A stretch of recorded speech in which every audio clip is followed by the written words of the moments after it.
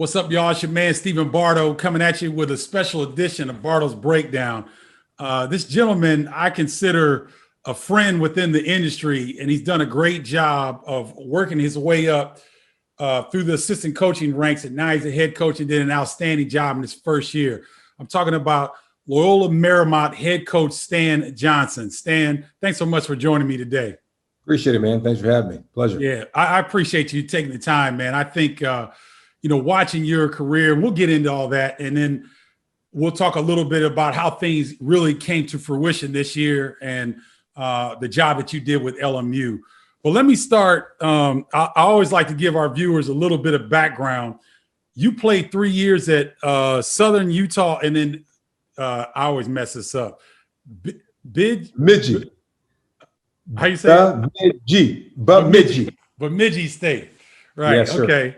All right. Can you talk about your playing experience, Coach, and how that really got you involved in the game and had you going towards coaching? Yeah. I was very fortunate. I played at Southern Utah I was actually there 4 years. Okay. I had to sit out 1 year because of my knees, but played there for 4 years. Was part of some really good teams. I always tell a story like Southern Utah is in the middle of kind of like Vegas and Salt Lake. And I went to high school in Salt Lake, and my parents and I sometimes we'd vacation down to Vegas or St. George or Mesquite, and we'd always pass Southern Utah. I remember being a little kid going past Southern Utah, Cedar City going, ain't no way in heck I could play here ever, being in a small town like that, right? Uh-huh. And sure enough, man, that's how it happened. I ended up there, which was great. Was able to be a part of a team that won that league. Back in the day, it was in the Mid-Con, Valparaiso, when they were at their high with, Drew, the father, Coach Drew Sr. Yep. But anyways, we were part of a team, first team to go to the NCAA tournament in the history of the program, first team to win that league. And, I was really, as a student athlete, I was able to see for the first time how you build a winner from scratch. And, my knees I had a real bad case of tendonitis. After the year we went to the tournament, I came back, finished the last year, and I was actually kind of done. And a great friend of mine, mentor, Jeff Gio, who had actually been an assistant the year we went to the tournament in Southern Utah. He had gotten a job at Bemidji State, and he said, hey, man, come up here, finish your career here. And, when you're done, I'll get you on, as an assistant coach and help you start your career. And I took that path. And, if it wasn't for, those two incidents, I certainly wouldn't be where I'm at today. Oh, that's great. So you grew up in Salt Lake, Coach? I did. So I was born in Liberia, West Africa. That's where my dad's from. My mom's from the States, and we lived there till I was 10. A war broke out. I've talked about this story a lot, and we moved to Salt Lake. Okay. When I was 10. Can you describe, a lot of people in the Midwest, the East, the South, they don't understand the love affair with the sport of basketball that the state of Utah has. I think that a lot of people don't really understand, how passionate those fans are in that state for the game. Can you explain that a little bit? Yeah, very underrated. I mean, very underrated state in terms of the talent, and it's just a basketball place. When I moved there, people make fun of me because, when you move to Salt Lake, you become a Jazz fan. And I was there in the heyday of Karl Malone and John Stockton. I was at the game when, Jordan hit the shot on Russell, which he pushed off, to beat the Jazz. And I still remember when he was dribbling that ball up the court, man, 19,000 people, you could hear the ball bounce. I mean, that's how quiet it was. And I was so pissed when that shot went in. But people love the Utah Jazz. They love hoop. And, there's great programs there. The University of Utah Storied program, BYU Storied program. Yep. Southern Utah has been to the tournament, Weber State, Utah State. Yep. You got schools like Utah Valley coming up. Dixie College is now going Division I. So it's a rich place in terms of basketball talent, but more importantly, like you said, man, the love and passion that follows it. It's pretty neat. You're watching Bardo's Breakdown. I'm on with Loyola Marymount head coach Stan Johnson. Stan, you've got quite a resume. Benjamin State, Southwest Baptist, Cal State Northridge, Utah, Drake, Arizona, and Marquette before you got your head coaching opportunity.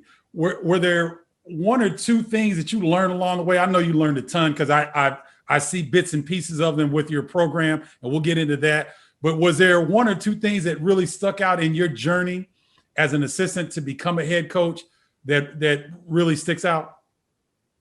Yeah, I come from humble beginnings. I really don't have a tree. I'm some guys are very blessed because of where they play and the people they're associated with to get a head start. And I don't knock that, man. If you can, who doesn't want to get a head start in life? That's right. That's what it's about, right? But I didn't come up that way. And, I tell people all the time, I really came up in the mud, of the profession, which I really, really appreciate and I value, and I wouldn't do it any different, but along the way, man, the thing I learned very early was, like the big time is not a place, it's who you are. Sometimes like I'm looking at, beyond your head there at the Fighting Illini, Michigan State and Michigan and Maryland, Wisconsin. I mean, those are great brands and great places, but those places don't make you. People make the place. And, when you're going to coach, it'd be great to be at a place like that, right? Sure. I mean, who doesn't want to play there? Who doesn't want to coach at those places? But if you're going to coach, you don't coach because of the name you're going to have on the front of chest of your jersey. You coach because that's what you're supposed to do, and that's what you're led and called to do. And I tell young people this all the time, guys my age, younger, whoever that want to get in the profession. If you're a coach, you're a coach. That you could be a great high school coach, you could be a good NAIA coach, you could be a good Division II coach, and you have to carry yourself a certain way. And what you have across your chest, Loyola Marymount doesn't make me. And I don't feel any different being here at LMU. I don't feel any different when I was at Marquette than I did when I was at Bemidji State. You couldn't have told me, man, when I put that polo on at Bemidji State, you know what? We didn't have the best university in the country, the best program. And when you go through life that way and you attack your job that way or whatever you're doing, it's amazing what happens, right? And instead of being a job seeker, you just seek to do the best job where you're at, and then everything takes care of itself. And was the biggest lesson. And when you do that and that's how you believe, then people want to be a part of what you're building, regardless of what the name is. And that's been a huge lesson. And that's why I'm so grateful for my career and how it's gone, because I've had to be at Bemidji where literally you're making 10 grand a year. You're sleeping in a dude's basement. You gotta sweep the floors. You got to do the scout report. You got to recruit. No, by the way, you got four scholarships and everybody in your league has 10. You still got to find ways to win. And, in those incidents, sometimes you go back and go, man, I wonder why this is so hard. But now when you go through life and you look back, you go, man, now I see why I had to go through that, because it's helped prepare me for where I'm at right now. Wow. Well said, Coach. That's great. I may have to share that with my sons, because they haven't picked up that concept. Is what was it called? What'd you say? Make the big time where you're at. One more time. Make the big time where you're at. And then I always say the big time is not a place. It is who you are. I love that. Oh, you don't mind if I use that, do you? Please share it. Do it. Seriously, that's stuff that every young person needs to hear, because, you're doing a good job, by the way, with utilizing social media. I really like following you. You're showing a brand that can get people excited about what you're doing. But unfortunately, a lot of young people on social media, they see the perfect tape. They don't see the 29 missteps. You know what I mean? And to further that notion that you just shared, I think that's wonderful. I'm definitely going to use that. That'll be a clip we'll use to highlight this show, because that's beautiful right there. So, Coach, now you're in your first season. You get your first opportunity to be a head coach, and COVID hits.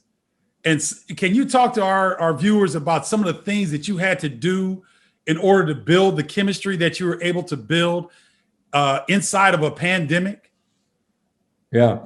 Well, this pandemic has been a real one, and it's given us all reasons to pause, to maybe, be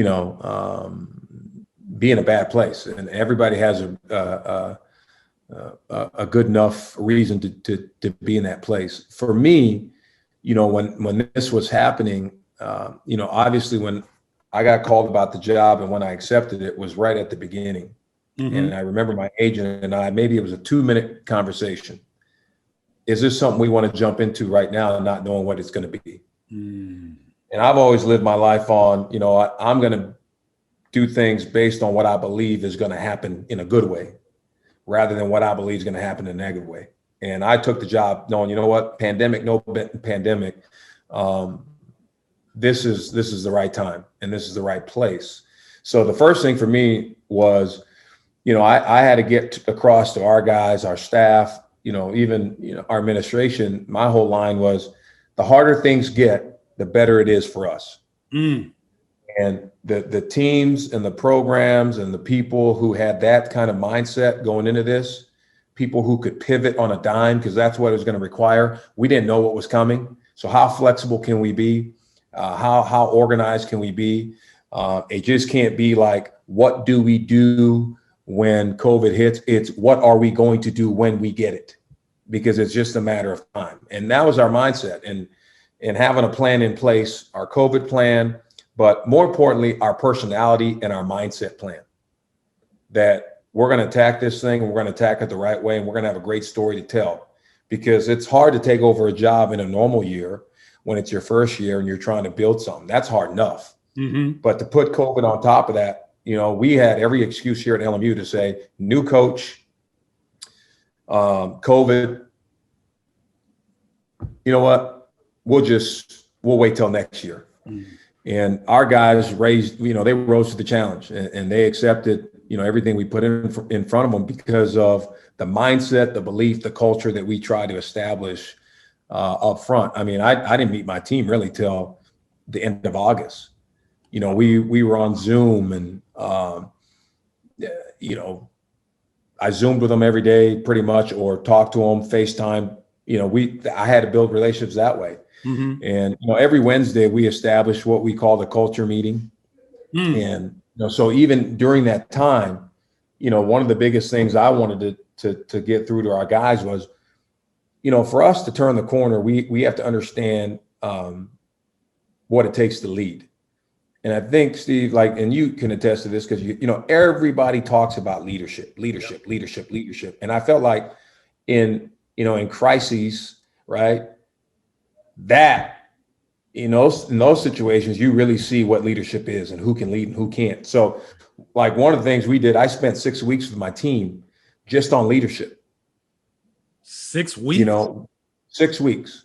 Wow. We would cover one topic, the 6 C's of leadership. Mm-hmm. And we would go through that again to create a mindset. I hired a mental performance coach who helped us in terms of our mindset and the mental game, which, as you and I know, you played the game at a high level, but even in life, the mental piece of it is probably far more superior than the physical piece. Yes. So establishing those things, because I felt like to turn the corner, especially here in a place where they've never really won, and now we're going to have to try to do it through a pandemic. Our mindset had to be right, and we had to understand what it took to lead. And sometimes people think leadership is always about leading other people. No, sometimes you got to learn how to lead yourself.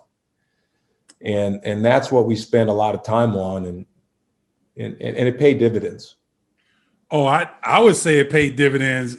Ladies and gentlemen, Loyola Marymount finished third in the West Coast Conference this season. Let me give you a semblance of what that is. I covered the West Coast Conference for years. and it's an underrated league because you know about Gonzaga, you probably know about BYU, you probably know about St. Mary's, but San Francisco has been good recently. There are some, Pepperdine has been there every now and then. So there are some quality programs. And Coach Stan Johnson, through a pandemic, you heard he hadn't met his team until August. He got the job in March. They're Zooming and doing all these things. They finished third this year, ladies and gentlemen, in the West Coast Conference. Coach Johnson had the only player to average 20 points per game in conference play in WCC games, and that was Eli Scott, an undersized 4. And I got the pleasure of covering Coach Johnson and his team early in the year. And this is a point where Coach Johnson was talking about pivoting. They were going to play Minnesota, and I think you guys had conversations with Minnesota, and you said, why not play 2 games while we're out here as opposed to playing 1 and then going back? Is that how that went down, Coach? Yeah, it was supposed to be a tournament, 3-team tournament, and I can't remember all the logistical issues, but somehow there couldn't be a 3rd team added because of COVID or something, and we decided, Coach Pitino and I, hey, let's do this twice instead of once if we're going to make that trip. I thought it was a great thing because both games are very competitive. You learned a lot about your team, and it seemed to be a springboard towards the season ahead. Can you talk about your feelings of how you felt you did in your first season? Well, I say this a lot. I'm very fortunate to work for a great president here, and President Snyder, and my AD Craig Pentance, which is he's one of the best ADs in the country. So those 2 guys did a great job all year with me because even when you're doing good for me, I didn't feel like it was where I wanted us to be. And they kept reminding me, dude, it's year 1. Look around. There's a lot of things going on. And where we're at, we haven't been. You're doing great. And I said, well, just keep reminding me of that because I wanted it so much for our guys. I really felt like our guys, bought in at a high level. They didn't have to do that. And they had every excuse, like I said, not to. But these kids have done everything I asked. Eli Scott, when I got here, weighed 260. He weighs 228 today. The transformation, we had a 3.056 GPA in the spring at the end of the fall semester, which was the highest in the history of the program. So there are so many good things I saw these kids doing. I wanted them to taste the NCAA tournament, and that's one of the things I have to understand. Like, good things take time, and you have to enjoy it while you're going. So to answer your question, I never felt like, man, I'm doing a great job. I felt like, man, what more can we do to help these guys realize something that's possible for them? But we, to finish third, I mean, our second best player, Damian Douglas, I believe only played 4 conference games. Okay. And then we lost him for the season. Down the stretch, Kelly Leopepe, kid with the Mohawk, who's the heart and soul of our team. We lost him at the end of the season, didn't have him for the tournament. And our guys kept fighting. We were still right there. And, that's a great sign. So for me, what I felt best at was, we have established a culture. The guys are fighting for the culture. And I think I told you this when we sat down before the Minnesota game. At the end of the season, did I want to win? Heck yeah, I want to win. Sure. But I wasn't going to just, go back and evaluate our season just on wins and losses. The number one thing for me was, have we established a culture that's sustainable? And do our kids, our program, our university, our recruits, our staff, everybody that touches our program, do they understand what we stand for? And are we fighting for that every day? And I'm proud to say we have done that. Are we perfect? No. Are we all the way there? We're not. But the foundation of what I believe that you need to win, I think that's been established. Now we got to continue to nurture it and grow it and add to it. So from that standpoint, I'm excited about where we've come. I want to add to what Coach Johnson just alluded to, and they were third in the West Coast Conference, but they were without a key transfer, Cody Pugh from Stanford. I happen to know Cody Pugh from a relationship. My business partner used to train him out in the DMV area. And Cody Pugh would be a very unique athlete in the WCC. And he was not able to play based on his, his knees and whatnot. But Matthew shared with me, Coach, his contribution. Can you speak more to that about how Cody, even though he wasn't able to play, what his contributions were for the team? Yeah. So like when you saw us, he didn't play in any of those games. We finally got him back, and he would, play a little bit here and then couldn't play for a while. And, he just, his knee was just so day to day. And, but I've never seen a guy work at his rehab better than Cody did. Wow. And how he approached it was, he was a professional. And I would say this to you, we talk about culture, and I told Cody, and Cody gave us everything he had, end up playing in conference. Like I said, he would miss some games and then show back up. But he at the end of the season had to make a decision whether to continue his career. And we sat down and said, hey, man, I want you to be able to chase your kids around one day, and do that. So he's in the film school, finish that. We're going to pay for that, even though you're only here for 1 year. He's got 2 years left of film school. And the reason we're doing that, because no one helped us advance our culture more than this kid. Wow. Everything we talked about held guys accountable from day one, voice in the locker room, professional when he showed up. And, sometimes as a coach, when you say something, it could have some impact. But when a player backs that up, or when the player is the one that is holding other teammates accountable, now your culture has a chance to shift. And that's what he did. The impact he had on us on the floor was good. The impact he had on us off the floor and how he helped advance what we were trying to do here, immeasurable. And if I had to go back again, even knowing what I knew now with his knee, we would have taken him 100% of the time, every time. Wow, that's high praise for that young man. High praise. So as the states and the country is trying to, move towards whatever we can call a sense of normalcy or whatever, I know things are still kind of up in the air, but are you going to be able to have more contact with your players over the summer compared to, last summer where you were all Zoom or whatnot? Yeah. So, I've given our guys, it's amazing. We have 2 summer sessions, and I've told them it's been a long year. I want, a lot of them haven't seen their families. Go home. And everybody reports back for June 21st. We'll start our 8 weeks of planning and training there. But that being said, I think 7 to 8 guys who've decided to stay. And they're working out with our strength coach and working out with our GAs, and they're in the gym. We can't be with them. But we are going to have, the difference between this summer and last summer, even at the conclusion of this year, once we got back to individual workouts, I could actually work with our guys.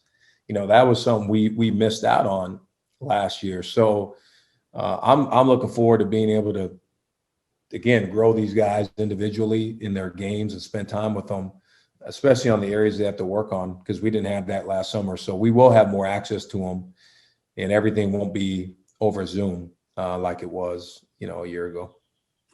I want to get your take on something as we wrap up. There's been a lot of movement in college basketball with the players, with the coaches. In your opinion, do you think that this is the way that it's going to be? Is this a one-time deal with the NCAA transfer waiver situation, or should people get used to seeing the type of movement that we've seen this year? Yeah, I think unless somebody can propose a better plan, which I don't know what that looks like, there doesn't seem to be one that keeps both sides happy. And there really shouldn't be sides. We should all be in this thing together. I agree. That's the first thing. And all of us have dreams and aspirations, as coaches. I think we see ourselves as professionals. You've earned a degree, and you're a professional, you're a working professional, and you have a chance to move around if you're given that opportunity. And certainly when all these young men and young women leave college and they enter their pro ranks, whether that's for a real job or, in the NBA or WNBA, whatever, they're going to have those same options too. But I think we should get used to it. And I think, I don't necessarily have a problem with it. It makes it hard on the coaches. I think the days of trying to build programs are probably over. I think you have to try to build good teams. Sure. And it's year to year. But again, unless somebody can propose something better that everybody likes, I certainly think this is the way it's going. What's interesting to me, I'd love to see at the end of this, the amount of people who entered the portal, how many got stuck in the portal. I don't understand the math, but it would seem like there's probably, there's going to be more people in there than there are scholarships available. I don't understand how that works. So it's my hope that everybody lands and they find what they're looking for. And as coaches, we have to be different. And, the game changes. If you're just going to continue to do things like you've always done, well, it's going to be really hard because I think the student athletes are seeing it differently, and what their needs are probably different than what they used to be. So, but I don't, for me personally, I don't have a problem with it. It's just something new in a new season that we all have to get accustomed to and find ways to make it work best for us. Well said, Coach. Anything that you want to share with us about your program that we didn't touch on that you want to kind of get out there? Because this has been great, man. That's why I wanted to interview you, because I knew you'd be a great interview one-on-one, as opposed to, before a game or the night before a game when you're locked in and scouting reports and everything. I wanted my viewers anyway to get a chance to see who Stan Johnson really is. They've heard your name. They've seen you on the sidelines. And by the way, ladies and gentlemen, I tried to get Coach Johnson's Taylor, but I can't afford it. Get out of here. This is the bet. Y'all think Jay Wright can dress? when we go back to dressing on the sidelines, watch Stan Johnson. He's got better threads than anybody in college basketball. I'm here to tell you. Hey, well, if that's the only time my name's gonna be mentioned with Coach Wright, I'll take it. But no, for me, this is awesome. And anytime we get a chance to get our program out there, especially nationally and across the country, especially a guy like you who deals with maybe a different fan base, I'm very appreciative of that. We have a great program.